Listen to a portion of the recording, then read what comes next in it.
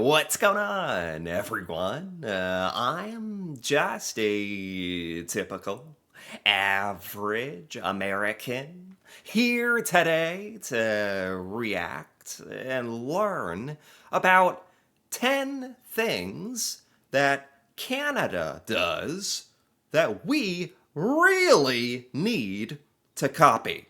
Because here in the United States, we really tend to think that we've just got it all figured out and that we just do everything the best, which to me is obviously a terrible mindset to have, and that prevents you from learning and improving. So, today I want to take a look at these 10 things that Canada does that the United States we really should be doing. So, let's take a look here, starting with universal health care. Oh my god. Wow. What a start. Yeah. Oh man, I could go on and on about this. This is something that I think it's something that a lot of Americans are really jealous of, that you guys have this system, but strangely, it's something we don't really talk about that much. So it says here, Canada's Medicare system provides comprehensive coverage to all residents. Wow. Funded through taxes rather than private premiums. That sounds amazing. I think a lot of Americans would love this. But like I said, it's strangely not something we really discuss as an option. Like we talk about when we do talk about healthcare or changing it, we just talk about ways to amend our current system. Never really like talking about changing or overhauling it or getting rid of the healthcare insurance stuff. And so it's kind of weird because I think a lot of Americans like kind of understand this system, or maybe we don't. Maybe that's the problem. But I think if a lot of Americans like could choose between this and what America currently has, I think most of us would choose this because it's tax season here in the U.S. A lot of us are paying all our tax money, and if I knew that a large part of that money that I have to give up to the government was going towards my health care coverage, I would love that. That sounds amazing. I have no idea where my taxes are going as it stands. Like to buying another missile for our military or like to fixing a pothole in the road. That's actually I wouldn't mind that. But like I don't know where the rest of it goes. What are we even doing? Um I know a lot of it goes to the US military and to cover our federal deficit. The US is in like $40 trillion of debt. And yeah, anyway, I'd love if my tax money covered my healthcare insurance because most Americans rely on their employer to have a plan that you can pay for and cover you. So it says zero medical bankruptcies. In Canada, no Canadian goes broke because of an illness. Oh my God. That's amazing. Now, I would say the real danger in the US with healthcare is like, it's not that often that like you hear about somebody just going completely bankrupt. That's really if something out like really bad like happens to you. If you don't have the proper coverage and you need like treatments for some kind of disease or illness or surgery and you're not covered in the right way or ha- like break bones or something, and usually more unusual than that even. Otherwise, the typical thing for American families is like death by a thousand cuts, really. And by that I mean like my wife is very close to giving birth soon, so we've been going back and forth to the hospital for like OB check-ins and scans, and every time we see the doctor, that's 75 or $80 just to walk in the door. Every time you go in, then it's totally random. Like if they give you a scan, some of that is covered by the healthcare insurance, so it's only like $150, which, yeah, it sounds crazy that that's like you kind of breathe a sigh of relief when you're like, oh, 150 for this. And then randomly, like a blood test will be like $400. And you're like, what the hell is going on? Um, that's with insurance a lot of times. If you didn't have insurance, it'd be like 2,000 or something. It'd be crazy. You'd need healthcare insurance in America. Anyway, so yeah, that's just if you're pregnant. I mean, otherwise, if you're going to see your doctor for like a normal check-in, it's like I think for me it's like 75 or 50 just to see my normal doctor for a routine checkup, or if you go to urgent care, that's like $70 every time. That's before they do anything. Anyway, so it's all these like $80, $70, $80, $200, let alone if you're sick with an illness or something. Yeah, and you have to have the right coverage, and if you're at the wrong hospital, they don't cover you, and then you're screwed, or you have to go somewhere else, or people don't call ambulances because that's going to be $1,000. There's so many annoying little things. Oh my God. Giving birth. Like, if you don't have insurance, that'd be insane. It'd be like $30,000 or something. Nobody does that. Um, and they have ways of helping you if you don't have healthcare insurance. But sometimes, if you run into that one instance where they don't give you a discount or something, you are totally. That's when you do hear about people going bankrupt. But giving birth can be like $4,000 after insurance. That's like a car, like an old used car, but like you got to save up for months to pay for a birth. Anyway, this is a good start because this is something that America really should. The idea that you guys don't have to worry about all that, and that's just a little piece of what it's all like. Um, that's incredible sounding. Per capita spending is 50% lower than in the US, so overall you spend less. Portability, coverage stays with you regardless of employment status. That's amazing. In America, you are terrified to lose your job, not just because you're losing your source of income. Your health care coverage is tied to your job. That's how most Americans get coverage. It's a benefit that employers give, that you have a health care plan that's affordable. And by that, only like hundreds of dollars a month. That's considered good. Um, Actually, last year it really went up for a lot of American families, where if you have a family of four or five, it could be like 1,000 a month or something crazy. Anyway, universal health care for many, many reasons. America should copy that. Oh my God. Yeah. Okay. that took longer than I thought. That there's so much to talk about there. Number two, federal paid parental leave. Ha! 18-month option. What? 18. What are you talking about? What? I'm getting mad now. What do you mean 18-month option? Like maternity leave? Parents can choose extended job protected leave. You can get up to 18 months. What is this right? This is so far and beyond different from the American experience. Here, you're as a woman, you're lucky to get 3 months for maternity leave after birth. That's if you're lucky. You might have to use some of your sick days or vacation or. I think this would absolutely blow Americans' minds. Blows my mind. How do you do this? Is it a government thing? Because here in the US, the government has very little oversight over our employers. So they can't force them to do stuff like this or protect your job. Or employers in the US give you such a hard time over taking 3 days off for vacation. They give you a hard time about that. And you got to do it like months in advance. 18 months, even for childbirth. unthinkable here. That's truly incredible. Good for you guys.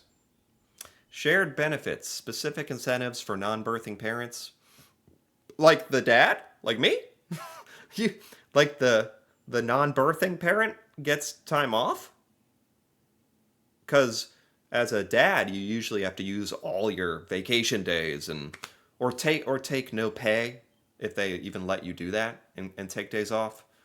Financial stability benefits are paid through employment insurance. I don't what is employment insurance? I've never heard of that. What is that? The US remains the only developed nation without a federal paid leave mandate. Yeah. This is a funny one because it's something that we don't talk about at all in the US. We should really be way more upset. It's just that most Americans don't even know that we're getting screwed over. We've just accepted it as normal, the way things are here. We've just, same with the healthcare, I think. We've just kind of accepted it as normal. And the maternity leave, like 2, 3 months, that's just normal. People just accept it because we don't know any other way, I guess. Jeez. Three, affordable higher education. Oh my God. Yeah, in the US, you have to take out massive student loans. I did that. I'm still paying those off. I didn't do a very good job setting up a good repayment plan. And quite honestly, I just didn't have the money to even pay it back at a reasonable in a reasonable time frame when I was younger, right out of college. So I think that's the story of a lot of Americans like going to college, taking out 30,000 plus. That's considered low in debt. That's like a down payment for a house. Now that I think about it, it's insane that you do that when you're 18 years old in the U.S. and that's normal. I Lower tuition. Public universities in Canada have regulated tuition fees that are a fraction of those in the US. What's like tuition in Canada? Public funding focus. Strong government subsidies ensure that institutional quality remains high without passing the cost onto students. That's amazing. What does it cost to like go to college or university in Canada? Here it's like if you can get 10,000, 15,000 a semester or a year, that's considered very cheap. That's like you're going to a very cheap school. That's what I did. Um, Four, points-based immigration system. Oh, now this is interesting. Merit-based growth. Canada's express entry system prioritizes youth education and language skills, attracting the best global talent to drive the economy forward. Ideally, that's what you want for your country. Like that some part of your population is growing due to immigration, and you want, ideally, the most skilled, talented, hardworking people coming into your country. That's the best case scenario. This proactive approach creates a human capital advantage, filling labor shortages, fostering a culture of innovation. So in Canada, it's a merit system where you can immigrate to Canada if you prove you're bringing something of value, which makes all the sense in the world to me.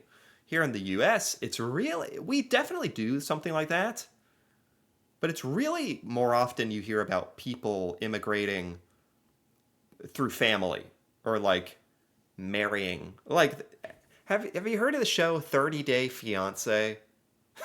Like, where they document the people who, if you get engaged to an American citizen, you have 30 days to get married, and then they can immigrate to the US like instantaneously, and it's this thing.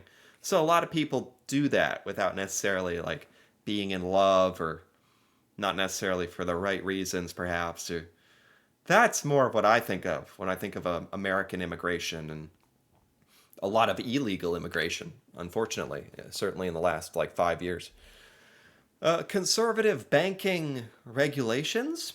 Oh, so in the USA, there are bank failures, 465 and from 2008 to 2012.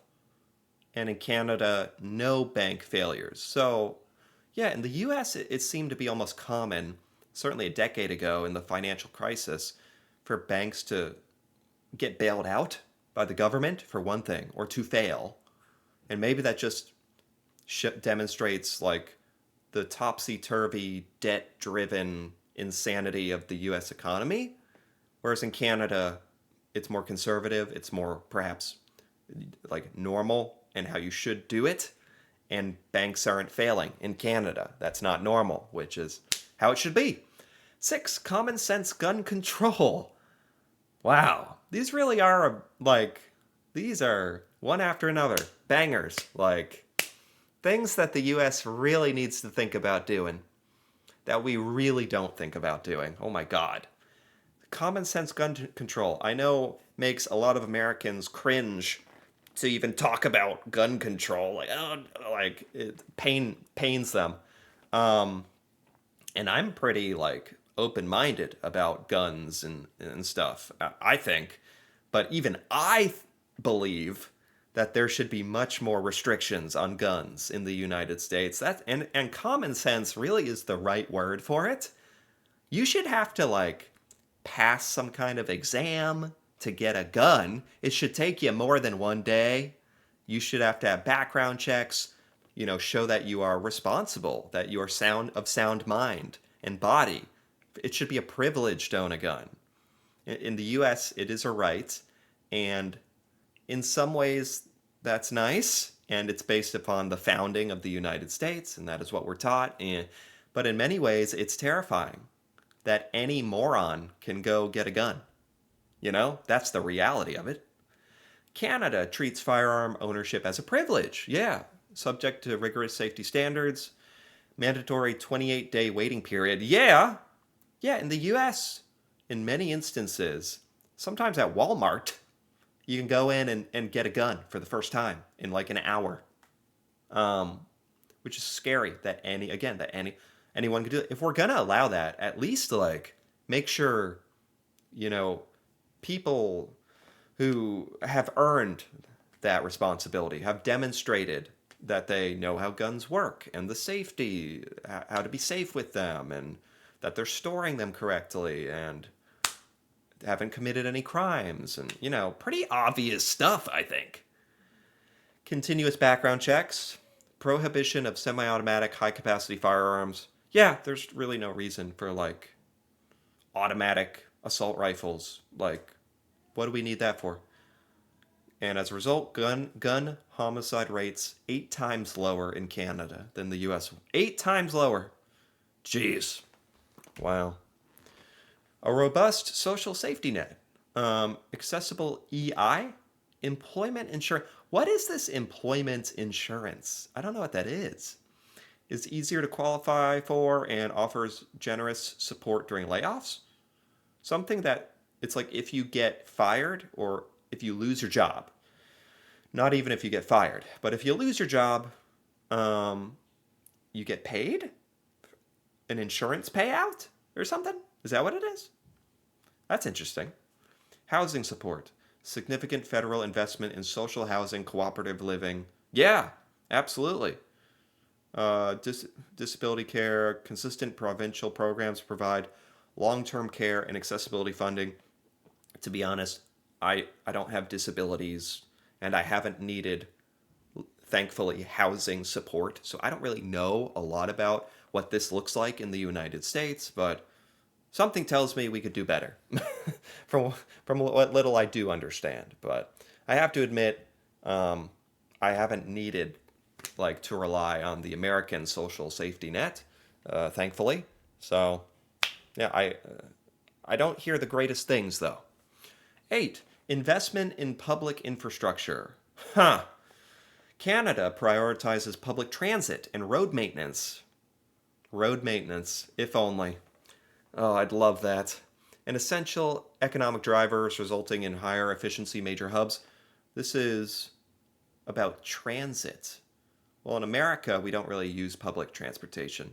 I guess in major cities we do, like LA and New York, but it says you guys use transit in Toronto, Vancouver, and we do in New York and LA, but you guys have A and B ratings for your infrastructure. They're reliable, and America has D and F.